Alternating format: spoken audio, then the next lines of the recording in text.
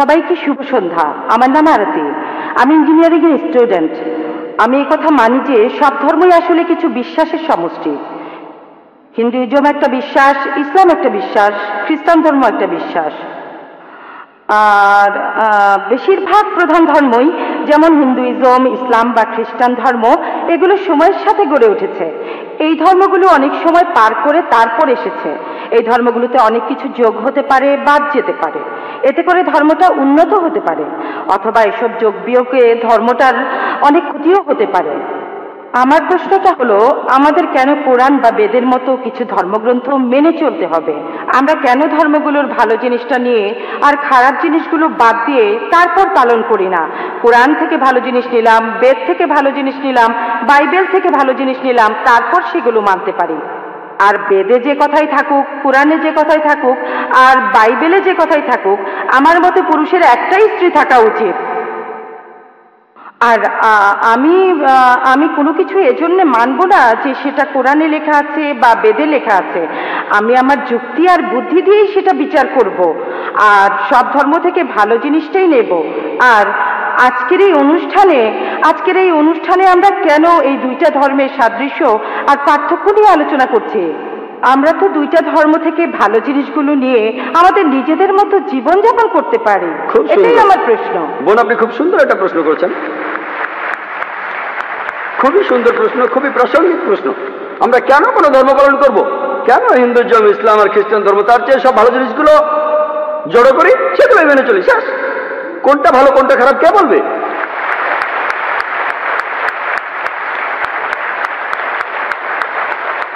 যেমন ধরুন, আমেরিকাতে স্কার্ট পরা আর শর্টস পরা খুবই কমন। পশ্চিমাদের এটা ভদ্রতা, তাদের জন্য স্কার্ট আর শর্টস পরা ভদ্রতা। যদি চেন্নাইতে এমন করেন, যদি এখানে স্কার্ট শর্টস পরা কোনো মেয়েকে আপনি দেখেন, তখন বলবেন এটা অভদ্রতা। আপনিও বলবেন বোন, আপনিও বলবেন অভদ্রতা।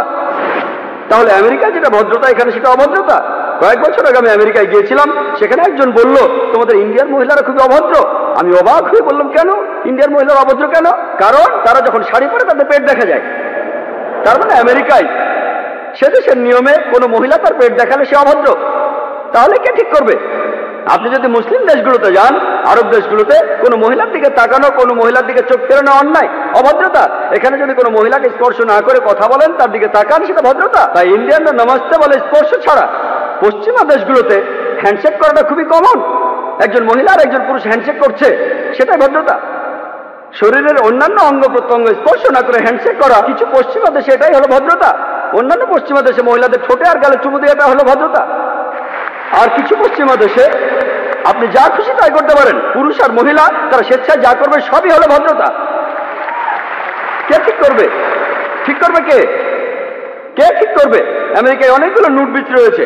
টাইমস অফ ইন্ডিয়া 2 মাস আগে পড়লাম, সমুদ্র ভ্রমণ, নুট ক্রুজ, জাহাজে যারা থাকবে সবাই উলঙ্গ থাকবে, তাদের জন্য এটা ভদ্রতা।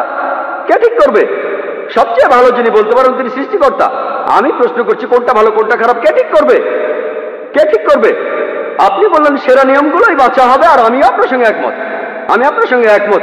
সবগুলো ধর্মের ভালো জিনিসগুলো বেছে নেন। আমি সেটাই করেছি। আমি সব ভালো জিনিসগুলো বেছে নিয়েছি বেদের মধ্যে থেকে।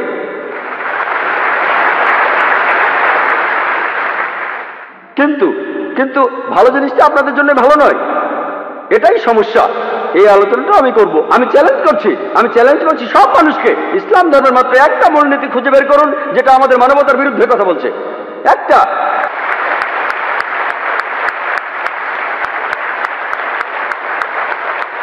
আমি চ্যালেঞ্জ করছি, আমি অন্য মুসলমানকে এর মধ্যে টানছি না, আমি শুধু আমার মাথাটা গিলোটিনে রাখছি। আমি সবাইকে চ্যালেঞ্জ করছি, যে কেউ, হ্যাঁ, অনেক অমুসলিম আছেন যাদের কাছে মনে হবে কিছু এক ভুল, যেমন ধরুন এই বোন পুরুষের একাধিক বিয়েতে একমত নন। এরপরও বলবো ইনশাল্লাহ, আমার উত্তরটা শুনে আপনিও মানবেন, ইনশাল্লাহ মেনে নেবেন, আপনিও একমত হবেন। যেমন ধরুন আপনি প্রশ্ন করলেন 2 আর 2 যোগ করলে কত হয়, আমি উত্তরটা জানি বলে দিলাম, তারপর আপনি উত্তর শুনে মেনে নেবেন। আমরা এখানে যেটা করব, যেসব ব্যাপারে আপনারা একমত নন, আপনার মাইকের সামনে এসে প্রশ্ন করবেন। আমি আসলে একজন ছাত্র হিসেবে যথাসাধ্য চেষ্টা করবো, আল্লাহ চাইলে উত্তরটা দিতে পারবো। এখন বেদ যে বলছে আপনি একাধিক বিয়ে করতে পারেন, খ্রিস্টানদের বাইবেল বলছে, কোরআনও বলছে। এখন আপনি এইসবের কোনোটাই মানতে চান না, সমস্যা নেই, আসুন আমরা যুক্তির কথা বলি, আমরা যুক্তি দিয়ে দেখি। বোন, আপনি কি জানেন প্রাকৃতিকভাবে ছেলেরা আর মেয়েরা সমান অনুপাতে জন্মায়? প্রাকৃতিকভাবে ছেলেরা আর মেয়েরা সমান অনুপাতে জন্ম নেয়। কিন্তু কোনো ডাক্তারের কাছে যান, শিশুদের উপরে ডাক্তার, তিনি বলবেন যে মেয়ে শিশুরা বিভিন্ন জীবাণুর বিরুদ্ধে ছেলে শিশুর চেয়ে ভালোভাবে লড়াই করতে পারে। তাহলে শিশু বয়সে দেখা যায় মেয়ে শিশু যত মারা যায় তার চেয়ে ছেলে শিশু অনেক বেশি মারা যায়। শিশু বয়সে মেয়েদের সংখ্যা ছেলেদের চাইতে বেশি থাকে। তারপর সময় যায়, মানুষ ধূমপানের কারণে মারা যায়, মদ খাওয়ার কারণে মারা যায়, অ্যাক্সিডেন্টে মারা যায়, যুদ্ধে মারা যায়, এখানেও মেয়েদের চাইতে ছেলেরা বেশি মারা যায়। তাই আজকের দিনে পৃথিবীতে পুরুষের চাইতে মহিলার সংখ্যা অনেক বেশি। শুধুমাত্র কয়েকটা দেশে, ইন্ডিয়ার মতো তৃতীয় বিশ্বের কয়েকটা দেশে মেয়েদের সংখ্যা ছেলেদের চাইতে অনেক কম। কারণটা জানেন? কারণ হলো মেয়ে শিশু হত্যা। বিবিসির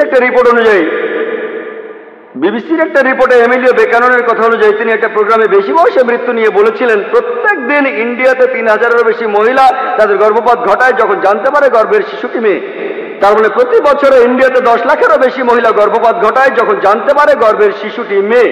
যদি এই অশুভ প্রথাটি বন্ধ করা যায়, আর তামিলনাড়ুর সরকারি হাসপাতালের রিপোর্ট অনুযায়ী আপনাদের এই প্রদেশেই এই রিপোর্ট বলছে প্রতি 10 জন মেয়ে সন্তানের 4 জনকে মারা হয়, এই কাজটা কি সঠিক? এটা ভুল। যদি এই অশুভ প্রথা বন্ধ করেন তাহলে ইন্ডিয়াতেও মেয়েদের সংখ্যা হবে ছেলেদের সংখ্যা চেয়ে বেশি। শুধুমাত্র আমেরিকাতেই মেয়েদের সংখ্যা ছেলেদের চেয়ে 78 লক্ষ বেশি। শুধু ইংল্যান্ডে ছেলেদের চেয়ে মেয়েদের সংখ্যা 40 লক্ষ বেশি। জার্মানিতে মেয়েদের সংখ্যা 50 লক্ষ বেশি। শুধু রাশিয়াতে মেয়েদের সংখ্যা হচ্ছে 90 লক্ষ বেশি। আল্লাহ জানেন পৃথিবীতে মেয়েদের সংখ্যা ছেলেদের চাইতে কতজন বেশি। মনে করুন হাইপোথেটিক্যাল প্রশ্ন, ধরুন আমার বোন সে আমেরিকায় থাকে, অথবা আপনার বোন সে আমেরিকায় থাকে ইউএসএ, আর সেখানকার বিয়ের বাজারে প্রত্যেক পুরুষ একটা করে বিয়ে করেছে, তবুও সেখানে 78 লক্ষ মহিলা থাকবে যারা কোনো জীবন সঙ্গী খুঁজে পাবে না। তাদের জন্য তখন একটা উপায় খোলা থাকে, যেসব মহিলা জীবন সঙ্গী খুঁজে পাবে না তারা হয় কারো দ্বিতীয় স্ত্রী হতে পারে অথবা হতে পারে জনগণের সম্পত্তি। হয়তো বলবেন জনগণের সম্পত্তি, ভাই জাকির এটা খারাপ শব্দ। বোন সবচেয়ে ভদ্র ভাষায় আমি এটাই বলতে পারি, এর চেয়ে ভালো কোনো শব্দ জানা নেই। আমেরিকাতে সেদেশের পরিসংখ্যান আমাদের বলে বিয়ের আগে গড়ে একজন মানুষের 8 জন যৌনসঙ্গী থাকে। রক্ষিত রাখাটা খুবই কমন, যতজন খুশি 10 জন 20 জন 30 জন সমস্যা নেই। 100 জন আইন আপনাকে কিছুই বলবে না। যদি আপনার একাধিক স্ত্রী থাকে এই ব্যাপারটা তারা হজম করতে পারে না। কেন? রক্ষিতা হয়ে মহিলারা কোনো অধিকার পান না, এখানে সেই মহিলাকে অসম্মান করা হয়। ইসলামে আপনার দ্বিতীয় স্ত্রী থাকলেও তার সমান অধিকার, তার সম্মান আছে, সবাই শ্রদ্ধা করে। তবে আমি আপনার সঙ্গে একমত, এ ব্যাপারে একমত যে কোনো মহিলায় স্বাভাবিক পরিস্থিতিতে তার স্বামীকে অন্য মহিলার সাথে ভাগাভাগি করতে চায় না। আমি একমত বোন, আমি আপনার সাথে একমত।